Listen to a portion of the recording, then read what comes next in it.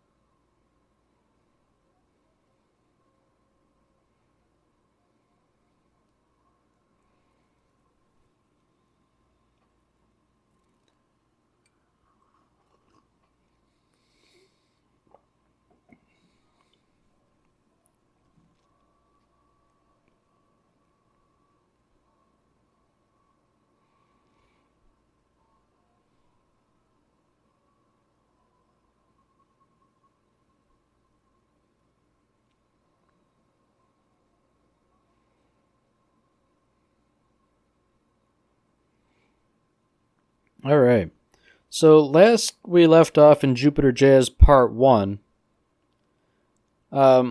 Spike had been shot by Lin, who was defending Vicious, and Faye had made an unfortunate discovery about the anatomy of the saxophone player from the Blue Crow.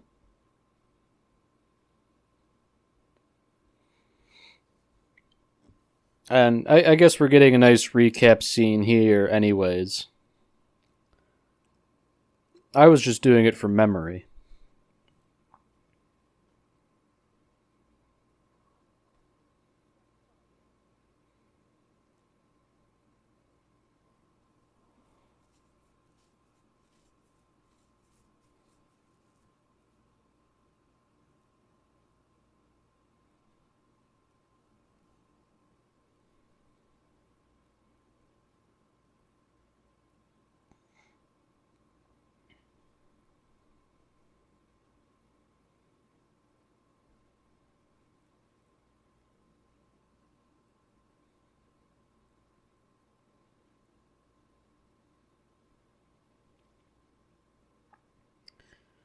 So it's true that the saxophone player had in fact served in the military with Vicious.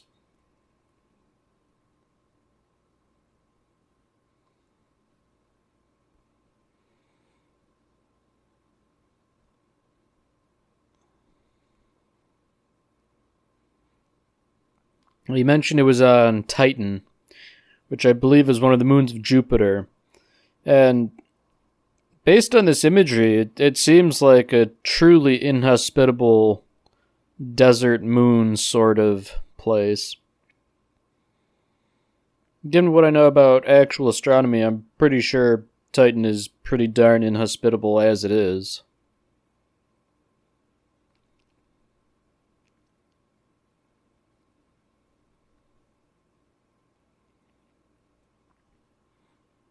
Alright, so this is interesting. Vicious has a music box, and judging by the shape of it, it seems like the music box our saxophone player had in the previous episode.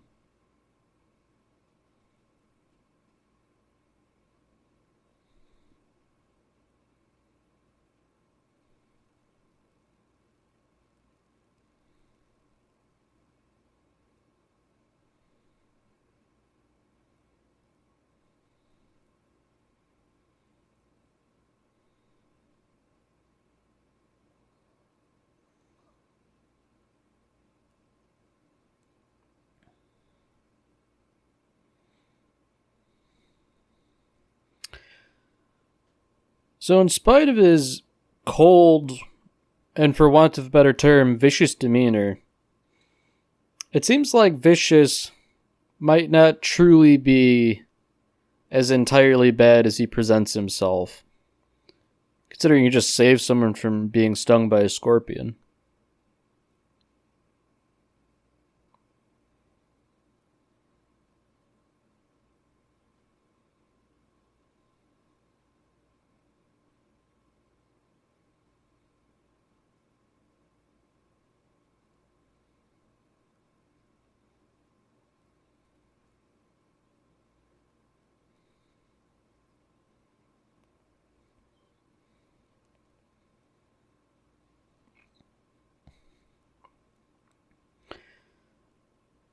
So it seems like things aren't entirely all rosy between the saxophone player and Vicious, considering he may have been framed, and as a result, he underwent an experimental treatment.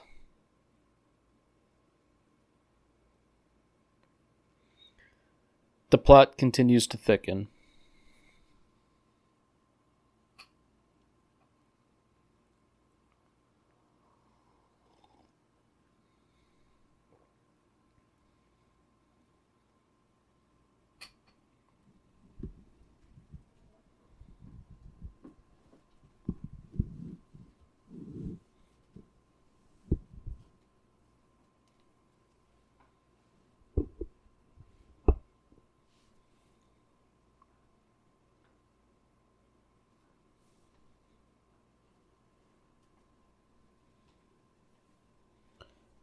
Alright. So it seems like Julia had actually been here, and that the call sign wasn't just a total red herring.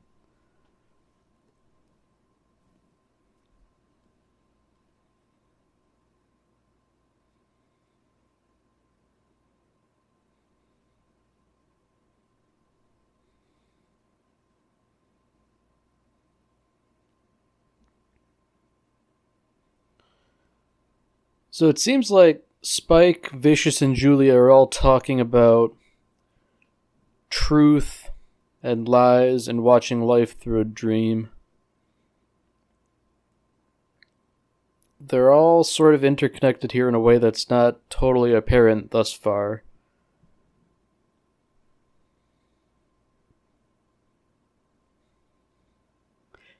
Seems like this might be a flashback on Spike's part, although it's not readily apparent yet.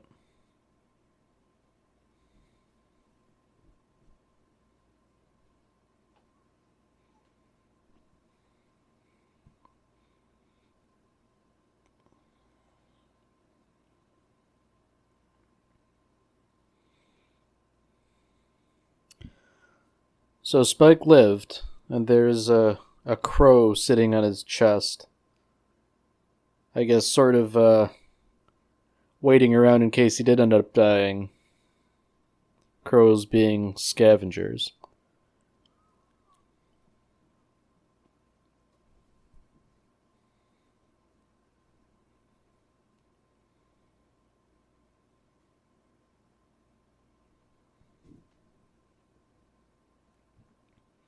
Alright, so it seems like Spike's life was never really in any danger, considering he was shot by a tranquilizer gun. Of course, that leaves two possibilities. Either they, as he said, were simply mocking him by not using real guns, or Lynn didn't want to kill him but wanted to appear as though he did or had. The plot continues to thicken.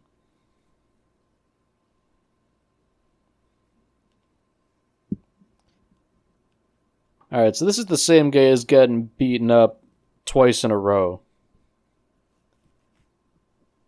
You gotta feel slightly sorry for the guy. He's having a pretty terrific run of bad luck.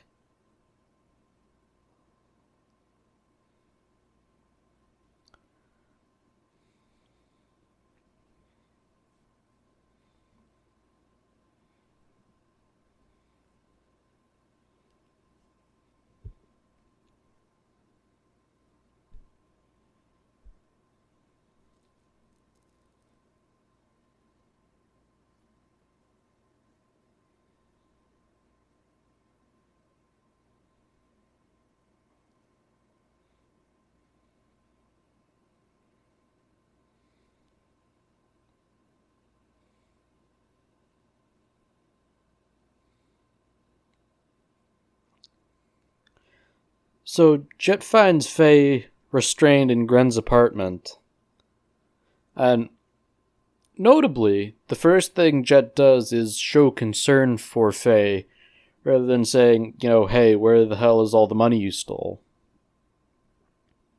Despite the front that he occasionally puts up, I think that speaks to Jet's true character, that he is ultimately a good person.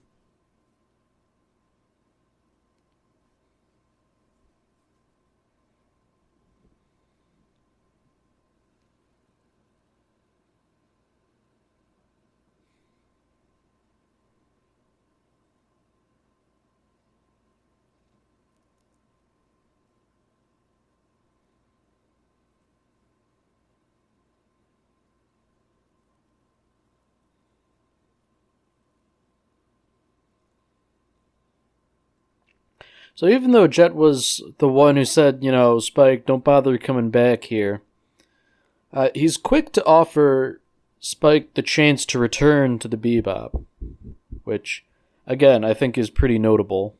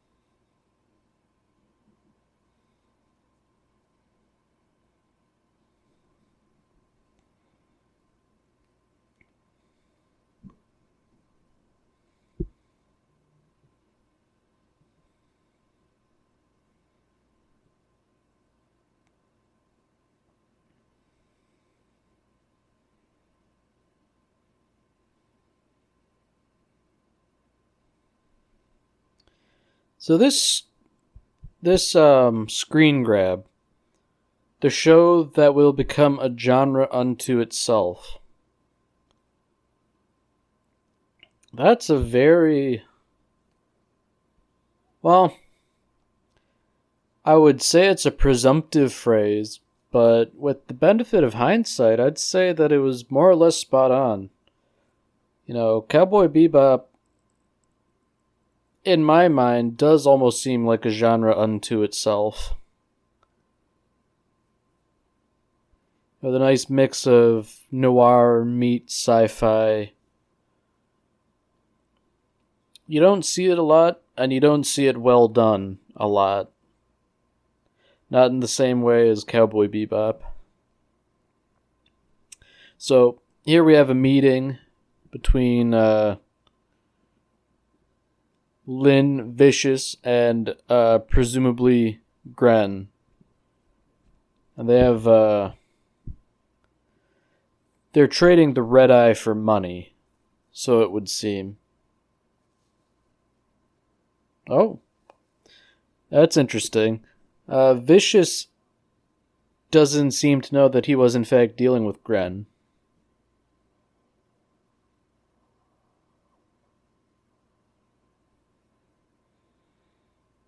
And he was also cognizant that he was going to be double-crossed, which is, well, I suppose it's pretty par for the course considering what he suspected about Vicious.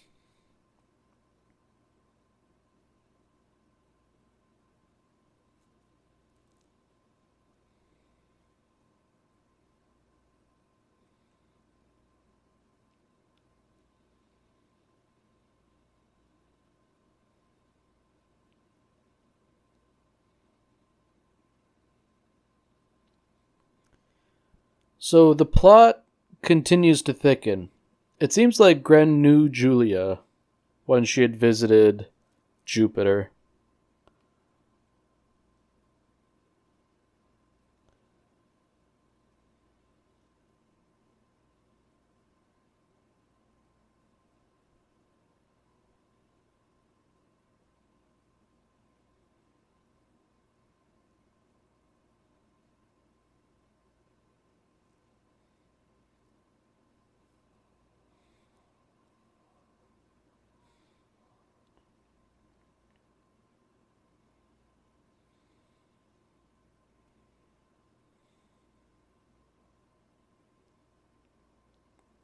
So this is where things really pop off. Lynn takes a shot for Vicious, and then Spike closes in.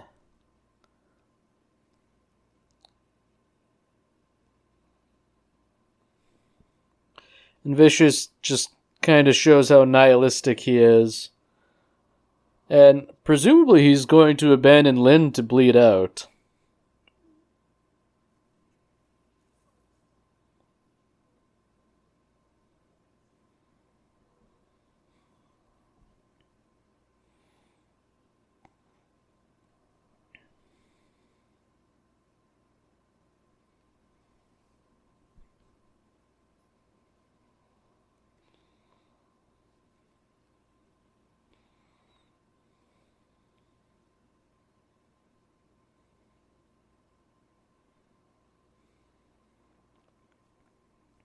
So, Vicious proves beyond a shadow of a doubt how vicious he is, and he's making immediate moves to remove Gren from the encounter. It seems to me as that, as far as he's concerned, this is between him and Spike, and nobody else need intrude.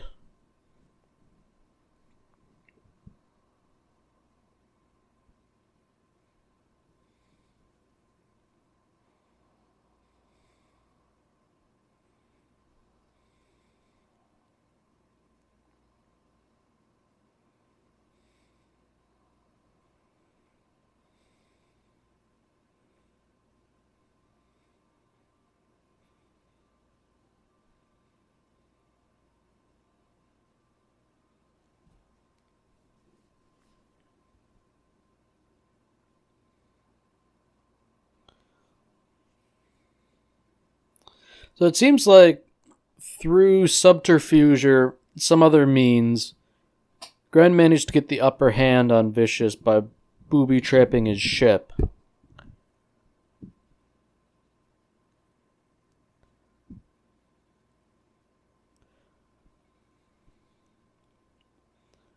Of course, for him, it's more of a Pyrrhic victory at this point, I would think.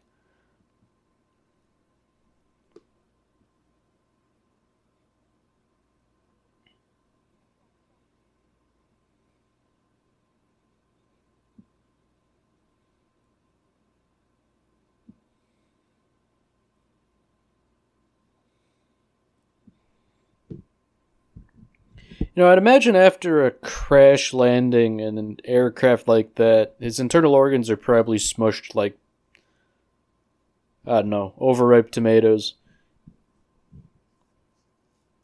He alluded earlier that he was sort of already dying, but I'd imagine this crash landing is really expediting the process.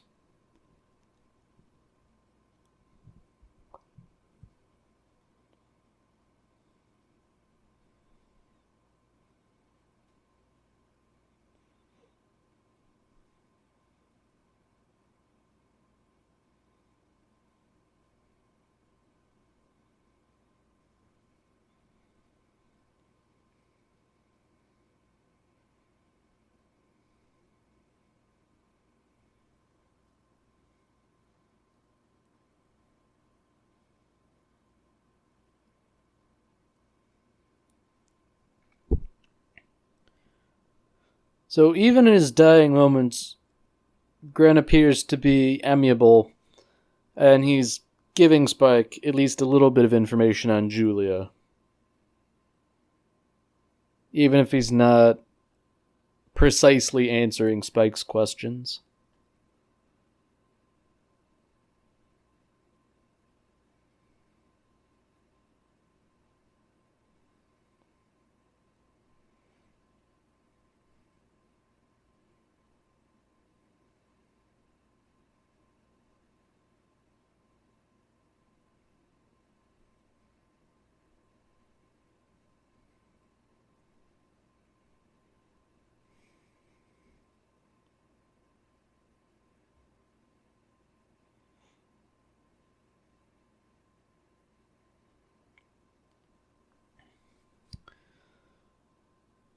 So as a final send-off to Gren, Spike is sort of towing his ship into orbit and setting it off in the direction of Titan. All things considered, it's not a bad send-off. He didn't have to fulfill his last wishes, but I guess that's something of a fundamental difference between Spike and Vicious. Spike and Vicious may have been more similar in the past, but Spike seems to have, I guess, improved as a person. He's less outright disposed to evil than perhaps he might used to have been.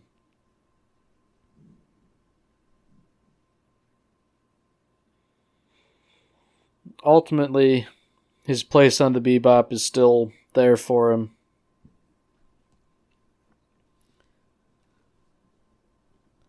So it seems like once again we're returning to the status quo. The crew of the Bebop is all on the Bebop, Faye's back, Spike's back, and the ongoing problems of having no money and not enough bounties will likely become the main focus again. Albeit this time, I feel like Faye and Jet have learned a little bit more about Spike, and Spike has learned a little bit more about Julia.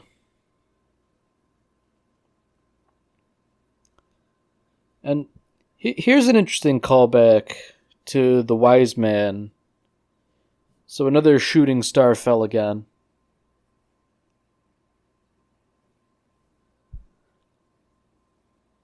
So, a lost soul, a pitiful soul. That's what the shooting star represents.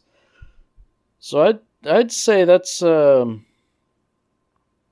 a pretty good case to be made that, if nothing else, it's representative of Graden, considering Spike still has some business to do.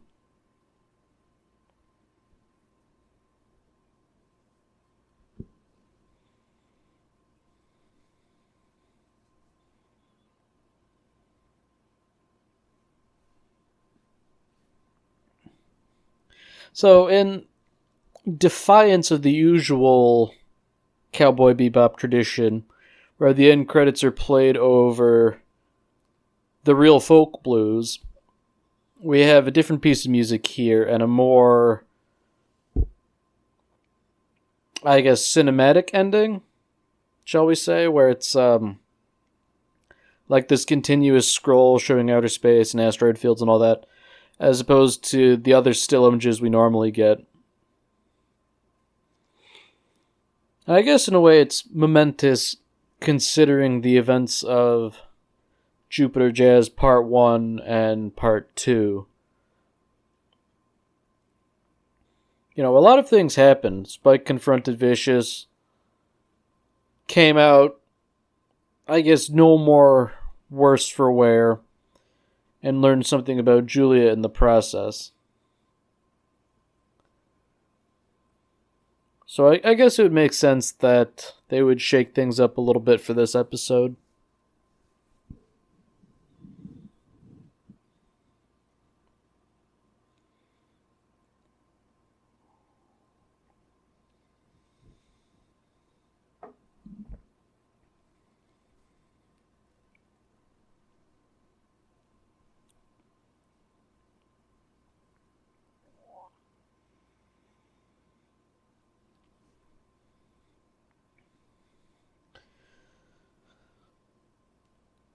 So the next episode is back to the status quo. And it seems like there's a sort of chess master.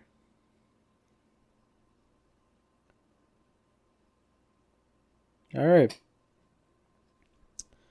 So, thank you for listening to this episode. If you enjoyed it, be sure to tune in next week for episode 14, Bohemian Rhapsody.